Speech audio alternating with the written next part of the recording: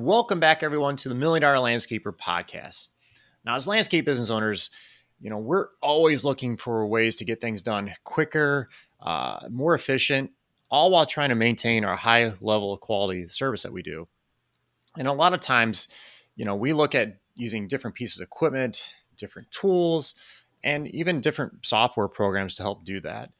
And this should even include your estimating systems as well. And today's guest, Joshua Martin of Landone Takeoff, has an awesome tool to help you do that. Welcome, Joshua. Thanks for being on the show. Hey, Scott. Thanks for having me. Happy to No, be here. no, appreciate you being here. You mind sharing a little bit about yourself and how you got started? Because you were a landscaper as well, right? Right. Yeah. So I've been in the green industry for pretty much all my life. I mean, it was the first job I had was working golf course maintenance as a 16-year-old kid. So I've always been around it. I went to Auburn University, got a degree in turf grass management. And spent a few years there, and then transitioned shortly after into a landscape contracting firm where I did estimating and project management and design. So I'm kind of shifted into a landscape designer role as well after a few years. Nice. So you started the software program called One Takeoff. How did that come about?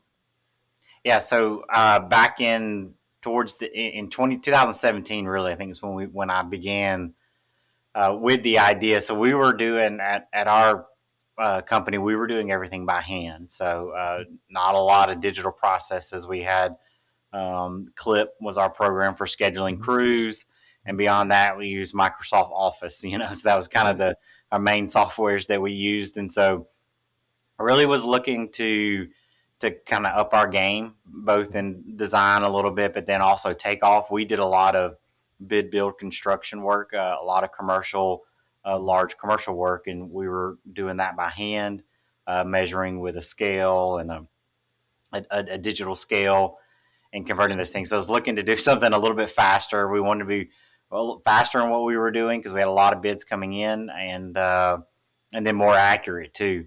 We were really looking to, because we were kind of tightening the bolts on cost and cost management. And one of those things was being a little bit more accurate in our material estimates along the way. So it was all those things. And we were looking for, I started kind of looking for a program to solve those needs, to do the digital takeoff for the plans I had coming in, and then to do the type design work that we did. The work we did was generally pretty basic. We weren't doing a lot of really super ornate, detailed landscape work. So our design work was fast. It was laying out shrubs for a renovation. Maybe it was a small outdoor space that a customer wanted. Those things, real simple designs that honestly, a lot of the times they were like enhancement type work. And so we weren't really even charging for that design work. The design was a part of the proposal and estimate process to paint a picture for them of what we wanted to do. So yeah, looking for software to meet those needs, and then not really finding something that was a good fit for what we wanted. Either it had way too much stuff on the takeoff side than what we actually needed as a landscape company to measure and to do, or and even on the same thing on the design side, it was finding a lot of things that were way more robust than what we needed, and which meant too many features, and the cost usually was a lot higher than we were looking to do. So felt like, felt like one, there was an opportunity there, but then also a need for it in our industry. We knew we had a need for it. What I called like a daily utility tool that I could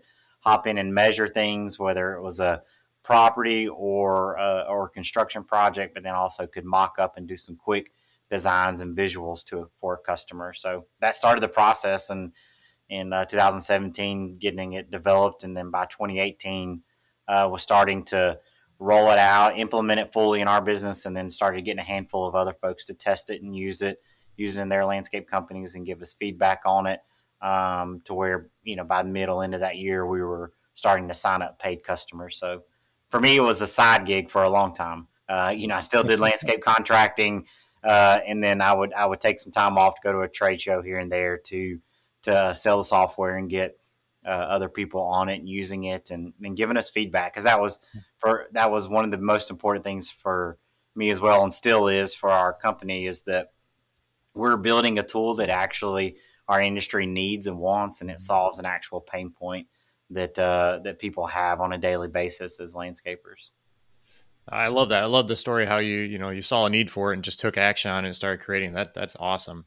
Mm. And I definitely could see it because when my dad first started our business, we did a lot of commercial work, and I could see like how this something tool like you have could save a lot of time because I would spend time just like counting shrubs and all that stuff and making writing down a list of doing everything and you had to have in there. And we had the little measuring wheels thing to measure out everything, and that was just a pain. So this is awesome because we use Yeah. some other programs too, and they were clunky, like I said, to kind of give your square footage out. And it was kind of a pain. So I can see the definitely need for this. That's awesome.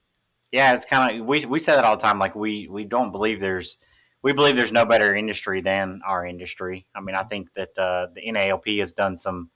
They did some studies and part of like their grow initiative, and the green industry's turned out more millionaires than any trade out there. But the problem is the time commitment, right? I mean, it takes a lot of valuable time that could be spent either refining your business or spent outside your business and kind of the other areas of your life. And a lot of times we find ourselves sucked into that, and that's one of our hopes and goals as well with our software, that it helps to make guys more efficient and can lessen the time on, like you said, because every design takes valuable time away, whether it's Mhm. something simple or it's a more robust takeoff on a big construction project. It takes a lot of valuable time that could be better a lot of times allocated elsewhere in your life. Yeah, it always seems like the contractors or whoever it is wants it like by next week, and you have three other bids going on right now, and it's always a pain. Mhm. Yep. Yep. so so I kind of want to talk to you a little bit too about some mistakes we kind of see in the industry as far as estimating. So what have you found that like some common mistakes that landscapers make when doing estimates? Is it necessarily the counting of the material, or what do you see? Yeah, the biggest one is just not having the data and statistics they need to properly price the job. It gets. We all know this time of year, especially you're going wide open. A lot of the times, it's for the sake of just getting something out. You shoot from the hip, wing it, and at the end of the day, nearly always it comes back to bite you. Sometimes it doesn't. Sometimes you do okay, and sometimes you do better than you should by winging it. But most of the time you end up not having the right statistics to properly measure and to properly estimate the job. And really that's honestly that's something that it's key and crucial to not just building a good estimate but running a sustainable scalable business, right? I mean, that's one of the things that we talk about. Bob Matthews, one of my partners, and that's one of the things that he harps on a lot. He had a successful landscape company up in Cape Cod, and harps on knowing that statistics and then communicating that down the line, not just on the top side, but all the way down to the lowest man on the totem pole on the crew, because it empowers everybody to do the job rightly, helps you stay on budget. One of the things he preaches is eliminating denial, blame, and excuse. And he always says, up front, it's an explanation, and after the fact, it's an excuse. And so, it's kind of like when you don't have that data and statistics, then you're always making excuses rather than explaining, this is how much it is, this is what we're including. If we talk about it, then we're going to do it, and if we didn't mention it, we're not going to do it. But Mhm. if you end up being very vague in your estimate, and like I said, a lot of times just shooting from the hip and not having a lot of good, clear data, then you're always behind the eight ball. You're always making excuses of why you can't do this or that, or why you can't go out and buy additional flagstone to finish out the project rightly versus trying to make do with what you got because you don't have enough money to rightly do it. Does that make sense? Not you didn't Oh, build enough money into the material yeah. to be able to finish the job the right way, and so you end up having to make do with what you got, and ends up in a bad situation across the board. Not just for you, but for your a lot of times that customer ends up not as happy as they could have been when you don't rightly estimate it because you didn't have the right data there. Absolutely. And I think too, like you said, that kind of passes along to employees for the employees to know how long this job should take. And when you're doing actual, figuring everything production hours or man hours, whatever you like to call it, you need to share that with your team so they know exactly how long, and having those numbers, like you state, are so important. Yeah. And knowing how long it takes to do like so many square feet per hour with your patios or whatever it is, installing grading, whatever it is, it's crucial to have those numbers. It is, yeah. It really empowers the employee. It empowers guys across the board to do well at their job, to have a lot of deep satisfaction in their job. They begin to see direct connection from their effort to reward, and that's like, so you hear people preach about all the time to provide like incentives and production based incentives on crews, and give them bonuses, this and that, tied to production or tied to budget, and a lot of times companies don't adopt that because it's hard, right? If you don't, it's hard to measure it.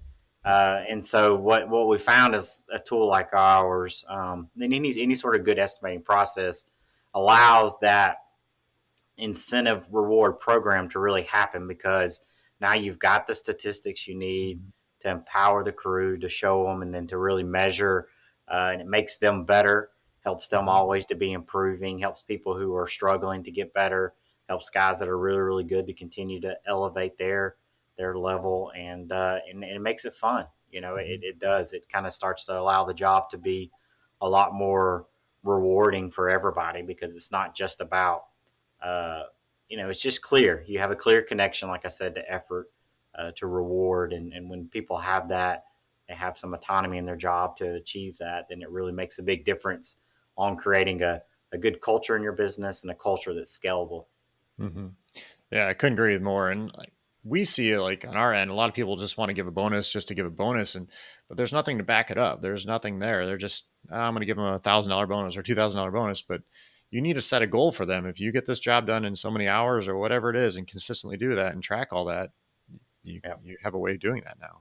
Yeah, the budget's key. Yeah, Having you can't build a budget without the data, yeah, right? yeah, You got to have that data, and that's where one of the ways we help to enable that, and help guys keep good budgets and manage projects well, and estimate well. sure. Is there any other mistakes that you see landscapers doing as well?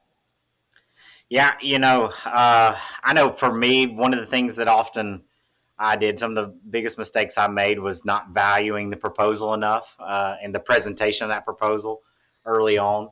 The difference that makes with people, and putting together a good proposal. I was fortunate though to be in an environment, in a company that the owner knew that, and so he had some systems and processes for putting out good professional looking proposals. But oftentimes, like when time takes away from that, you kind of, when you fall into that temptation to not spend the time you should on it, and you just, maybe just give them a price in an email, or text, or whatever it may be. And 9 times out of 10, those are the ones that come back to bite you, whether they don't want to pay you at the end, or there was some sort of miscommunication. So yeah, the proposal and just right communication is a big part of it. And the other one, I see oftentimes, when speaking to the stuff our software does, is maybe spending a little too much time on the proposal, right? I mean, you have a small job that maybe it's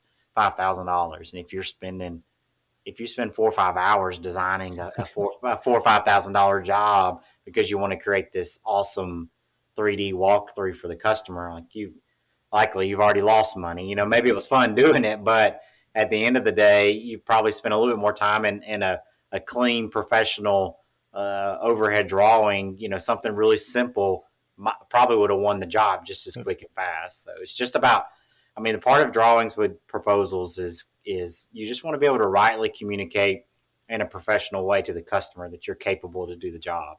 And there's a lot of different ways to do that. But it's about, be clean, be professional. And just when you do that, then you show them, hey, I'm competent to handle this work. And whether the investment is a few $1,000s or it's several $1,000s, you want to communicate that the same way to everybody, no matter what level the customer is, and how much they can or can't spend with you. Because truthfully, like, we like the big money contracts, right? But for a lot of those people that are spending anywhere from a few $100s to a few $1,000s, it's just as much of investment to them, right? I mean, and hearing that and knowing that, that's a lot of money to people, even if it's just they're planting a new bed in front of their house. That may be all they can really afford to do. And so they value it, and we as contractors want to value it as much as they do too, and give them a good product and good return Sure. on their investment. Yeah, absolutely. One thing too, I think we have to understand that we're not their customer. So, you may be bidding this job and it turns out to be 30 or $40,000 for this whatever outdoor kitchen or whatever it is. And, Yeah, you know, you think, they can't afford, they're not gonna be able to do that. You're right. not the customer. You'd be surprised. Like I've been on some jobs, like the place is a mess. I'm thinking in my head, I'm like, they're never going to do this. And they go for it. And like, we're transferring the whole backyard, but Yeah, you know what's going on with them. So they may have been saving up their whole life for this. You don't know. yeah. And I remember, one of the ones you have these right projects you remember distinctively in your career, and so I remember I had a guy one time called and. He called. He said, "I got a couple of spots in my yard I want to get resodded." Right? It was just like I got a few areas in my yard. This was kind of it was right out of when the economy was starting to kind of roll, boost back up, but you still needed any work that you could get. Mhm. So it's kind of, and it really was like it was a little bit of a drive for me to go to. It was kind of like so rolling up. I was like, didn't really want to be there, and this is a waste of time kind of thing. It's going to be probably 2 pallets of grass or 3 pallets, whatever. And anyways, at the end of it, like a $40,000 install job where we end up redoing the whole thing, and it's crazy. So yeah, I mean, it's you never know what the customer actually wants, like you said, and what they're ready to spend, and having that service mindset is huge. That you're there to serve them, and you want to do that to the best of your ability. Yeah. Well, I'll say too, you need to be excited about whatever the project you're doing. You need to be excited about it because I did one job. I think I don't remember exactly, but it started off like a little pondless waterfall, like in the backyard, nothing big, whatever, 10 feet or whatever, 15, whatever it was, nothing big. And it kept growing. That turned out to, again, like you said, similar to that $30,000-$40,000 water feature that we put this, massive thing in there. And like, Yeah, it was crazy. Like I never expected, but I was excited about it and got him. I'm out there making the waterfalls with my arms and stuff. And he got excited too. And then next thing you know, we're doing this big project. So yeah, for a water feature. So it's yeah. very cool. And it's fun, I mean, honestly, I think most people that get into this industry, that's why they get into it. They love to Mhm. create, love to work with their hands, and whether Yeah. it's a small raised planter or it's a big water feature or just a simple foundation planning, like it's fun to create those things. And Mhm. like you said, take joy and satisfaction in the small things just as much as you do the big projects and big things. Mhm. So, yeah. Now, one thing I know you mentioned here a little bit ago was about, you don't necessarily have to do these big elaborate plans all the times for things. That's one thing your software can do, like, right? With the enhancement portion of it. Yeah, it is. So that's where we're aimed at and what we do. Mhm. So we don't right now we don't do a lot of 3D things like that. So we're a digital takeoff software and enhancement design software is what we say. So we you can do the digital takeoff, which is taking a PDF of a plan that maybe an architect did and do all your measurements, plant counts, all those things that you might do in a program like that, or what you may have done by hand before. We just digitize it, make it much more accurate, much more faster to do. But then on the flip side is the enhancement design, like you said, and we're aimed at really doing things to scale. And so taking an overhead image, we have a satellite integration where you can take a satellite photo directly in the software, and then you can lay out and design directly on that, and everything's to scale. Hand it down to a crew. The customer sees it; they see their house in the picture, they see where it's going, and then you hand it off to the crew to do. Got a lot of guys, customers that are using drones to do the same thing, and so they're flying up a drone, which because that's going to be your best picture Yeah. is a drone, and so they're taking a few minutes, fly up a drone, take a picture of the area, lay out a design on it, and present it to the customer. It's clear. They can see it. They pick it up. Even an overhead design, that a lot of times we think customers can't grasp. Well, when they see their house in it or their whatever it is that you're doing, they get it. Sells a job. I had a customer recently. It was an entrance to I think like a country club, and they did that, and it was like $120,000 job they ended up selling. It was a pretty big planning area, and they had a couple other little things in it. But it took her an hour and a half start to finish to meet with the customer, take the picture, design it, propose it, and sell it. And That's I mean, awesome. that's a huge return, right? And that's the that's the winning success story. But that's what a lot of our customers, that's what they're seeing. It's a little time investment. A lot of the stuff you can do it on site with these overhead pictures. You can start from scratch if you don't have a good, if you don't have a good picture and you just have measurements, you can do that too. But it's taking 15, 20 minutes, mock it up. Um, it's we say it's kind of like the back of a napkin drawing on steroids, because it's about the same amount of time and effort that it would take to do it on a notebook pad or the back of a napkin. The big difference is now you're doing it to scale, meaning you're doing it accurate measurements, and you're measuring as you're drawing. So you've got a drawing to hand off to a customer, but then also to hand off to your crew to do it, and you have all the data and statistics you need to plug into a spreadsheet to price it, or plug it into some other program to price it, and kind of finish out that proposal. So, are you finding a lot of your customers are doing, like, at least for the enhancement portion of it? Are they doing that right on the job site if they can, or with the customer sitting down with them? Because I can see how that'd be huge. You can show them, and no, I don't like this. You can change it right then and there. Yeah, a lot of them are. I mean, and Yeah, that's why it's so compelling, because you're including the customer in the design process. yeah. And so they understand it more when they have input like that to it. So yeah, with it, we're a cloud-based application. So as long as you have an internet connection, you can pull it up. So yeah, you can pull it right up, um, include them right in on the process. So some of them may do the design on the front end, but then they're pulling it up in the software to propose it to the customer. And so if they need to change something, then they can change it right on the fly. It's not a it's a very simple process to change something out, move something around, and then as you move it, change it. It's recalculating, remeasuring everything. So it's real easy to just alter your estimate based off of that.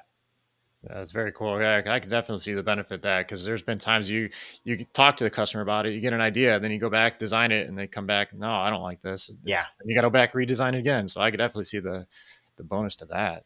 That'd be right. great. Yeah, we call it price conditioning, right? There's a um, in lane one, you can kind of start with that. You can start with a concept, build a budget, so find out, okay, hey, is this Mhm. about this? It's going to take this amount of plants. This is going to be this amount of, roughly this amount of dollars. Is this something you want to do? And they say yes, then you can dive a little bit more down into the details of the design, and maybe it's that point you may kick in some sort of design fee for the additional time you're spending, whatever it may be. Mhm. But really putting a tool in their hands to help guide that process from start to finish, and eliminate, like you said, that big pain point of spending a lot of time on something that's either way over somebody's budget or is completely not what they were wanting in the first place. Mhm. So I also like talked a little bit about how the Land One Takeoff can also do, as far as we talked about earlier, the commercial estimates and counting. You mind sharing a little bit more about that and how it can speed up the estimating too, as far as that? Yeah, yeah. I mean, really, that's how we got our start. It was Takeoff software primarily to do upload a PDF. So you've got, a simple ones like maybe a new Burger King coming to town, right? They likely have a landscape plan. A general contractor is going to send that out for bid. You could take that, upload it into Land One, calibrate the scale, and then measure everything, count everything, and get your material list. So it's really PDF driven. You know, people are using a lot of different tools, everything from printing that plan off, doing it by hand, to Adobe Acrobat can do a little bit of some basic measuring, stuff like that. But or another other takeoff software. So, but it just speeds that up. Most of those uh, in our industry, I say the large majority of people are moving from doing it by hand, a manual way, to software like ours. And all of our customers that have done that are like 75% plus time savings on what they're doing. It's taken them, a fraction of the time to do it than it was before, which frees up time to either bid more or spend time on other things in your business to help your business and your company run more efficiently and more smoothly. Mhm. I like that. And I was looking at some of the software you had. I like how it's so easy to like set your scale, because I've used some other programs and it's kind of a pain. And my dad is like trying to teach him how to use technology sometimes is a pain. So I like, you just click the button and set the scale really simple. So I Yep. that's awesome. Yeah. Yeah, and that's I've had a big hand in designing and laying out the program, and I think that's helped us to help have something that our industry understands how to use and picks it up really fast, because it is a lot of it designed through the eyes and of a landscaper. We're not software guys trying to sell software to landscapers. We're landscapers making a tool to help make our industry better, more efficient, more productive, and more professional all the way around. Sure. Yep. Sure. Is there any future plans for Land One? Anything that you can share with us? Yeah, so I mean, I mentioned, we did the takeoff was kind of where we started. We're spending a lot of time over the next little while with the design side and continuing to make that piece better, more robust. And then eventually kind of headed down into where we're making that estimate process faster and easier. So with like production kits and Nice. putting things in there that you can be not only measuring the material quantities, but then also instantly calculating the production values, the man hours, the equipment hours that you need to do those projects at the same time. So that's where we're headed as a program, is to continue to make that process as seamless and as painless as possible, and really given, like I said, a tool that's targeted specifically to our industry. So having those kits and values in it that we actually use and that we need to price jobs. Yeah, that would be amazing. Have something to spit out the production hours and quantities. That's awesome. Yeah, it's something we're working on, and hopefully we can have implemented for guys. But it's what we have now is a lot of value for people too, as it is. I mean, our pricing's pretty cheap for the value that you get Nice. in return. So I mean, you think about another one.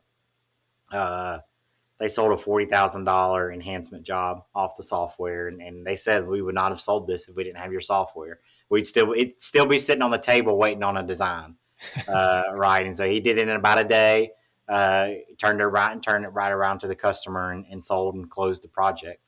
So yeah, so I mean, that's a huge ROI, $80 to Yeah. 40,000. Now I don't know what that math is, but it's big. Yeah, that's awesome. So you mentioned a little bit about pricing. You mind sharing with our listeners, what did it cost per month and what you get? Yeah. Yeah. So our pricing starts at it's subscription based. So $80 a month is the lowest tier. That'll give you up to 2 users. Our pricing is modeled off of usage. It's kind of the size of your company. Yeah. Um, the medium tier gives you up to 5 users, and that's 160 a month with those. And then we have another higher tier that gives you more users. But most of those people kind of fall in those two categories, and then you can pay annually and you get a 10% discount. So Nice. so you can start at 80 or you can start at 160 depending on the size of your company, and then or like I said, if you pay upfront for the annual cost, and you get a 10% discount. Nice. And that's a cheap price for that kind of stuff as far Yeah. as what you're going to be saving as far as time and money and stress. So Yeah, it is. It's highly affordable. I mean, that was a core value of ours, to provide an affordable tool. A Mhm. tool that's daily utility that guys use, and it's a part of us serving our industry, right? I mean, we want to give a tool that's affordable, that you can use and adopt, and just kind of plug it into your main just overhead cost of your business. It's something that you often, I mean, at that cost, you don't really even think about it that much as being a huge financial decision to make the Yeah. purchase. It's something that you need, and as a must-have tool to really bid and price jobs and design and enhancement jobs rightly. Sure. And one thing I will say, I notice a lot of landscapers, they don't have any issues going spending money on equipment or anything, but Right. on the back end of things, this is something you need. Like this is some tool that can definitely save you money and make you money too. It's just on a different level, I guess. Right. So, so definitely Yeah, it check is. it out. We equate it to like a tank of gas in your truck, right? It's Yeah. you'll fill your truck up a couple of times a week without thinking about it. But when it comes to spending that on software, sometimes it's for whatever reason has bigger heartburn sometimes than the gas pump can. So Yeah. No, definitely check it out. Well, Joshua, thank you for being on the show. How can people find out a little bit more about you and Line One Takeoff? Where can they go? yeah, so you can go to our website, lane1takeoff.com. Check us out there. We've got a lot of information about the product. you can sign up for a free trial there as well. We do a 14-day free trial where you can test the program, use it out, and get free one-on-one training with me to learn how to adopt the program and to use it rightly. So that's where I would head. Just head over to our website, Landone Takeoff.com. Very cool. Very cool. You guys, you do need to check this program out. It's something that will definitely save you a lot of time, a lot of headaches, and a lot of stress. So thanks, Joshua. Do Yeah, you have thanks. time for a few minutes or a few questions, a few fun questions? Yeah, that sounds great. Yeah, Sure. let's go for it. All right. Do you have any superstitions? Superstitions. Well, like I played a little bit of sports here and there. So that kind of stuff, like the shirt you wear, right? I mean, that's probably the biggest thing that was like, the most superstitious. And like, I try to like, you try to put that stuff down. I'm like, no, it doesn't really make a difference. But at the end of the day, like for my favorite sports team, it was like, I remember wearing this shirt when we won that game. So I'm going to wear this shirt and hopefully it brings some extra something for the team. So unfortunately, it doesn't always happen that way, but No. that's probably the biggest thing that the lucky shirt, has played itself out in sports a lot of different times for me. Nice. I like it. I like it. All right. What's the best piece of advice you've ever been given? Hmm. That's a good one. Um, I would say one of the, knowing what you want out of life, and especially when it comes to dollars, like knowing what that amount is, what you want and need, and writing that down, knowing that, having that fixed, because that frees up a lot of things. So I'm a man of faith, and so it's kind of like when God blesses me, I think it's because he wants me to use that for Him in a certain way. So if he gives me something beyond what I actually need, He desires me to not use that more on myself, but to show a blessing to other people, and to that they can see Him and see His love as well. And so, what I say all that to say, like, knowing what it is what you want and need out of life allows some freedom. It helps you kind of manage your own ego as well. And it doesn't mean that you don't try to make more, but it allows you, it frees you up to use the more you make in other ways. So if you're a business owner, then it means if you have a really great year, now you can really be a huge blessing to your employees and give them those bonuses that they would love and can need and can use in a lot of different ways. So just having that in your mind does kind of free that up, helps you manage your ego a little bit more, and helps you to the thing I have the most trouble in life with, and that is that 2-letter word no. Like I have a big problem sometimes, like telling people no, and but that is having that kind of thing in there allows you to have that freedom to be able to say no, right? Like, I don't want to take on this project just because it's a bigger and better project, right? We've got what we need right now. I can say no, and I can feel comfortable and confident in saying no because I'm getting what I need right now. And maybe one day, you take on that bigger project, but when you kind of have that clear mindset of what it is, what you need, and what you want, it gives you that freedom to manage your ego in a big way. I love it. I like that. All right. Last one. When you think about success, who comes to mind and why? Hmm. Honestly, right now, over the past year or so, I've been really involved with a lot of guys that have been really successful in the landscape industry. Have built big businesses. I mean, guys that have built, all of them built 10, 20 plus $1 million businesses, and really gotten a chance to spend a lot of time around them.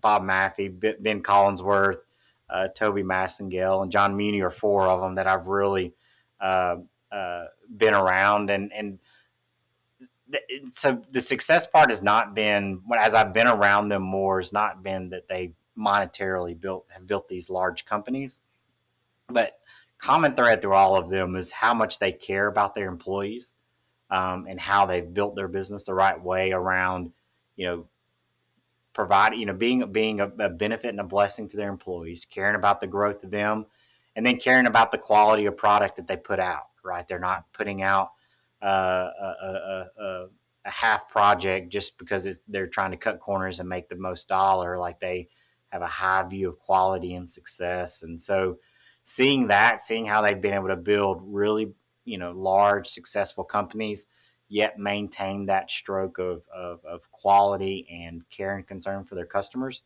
To me, that's been the most successful thing that they've done.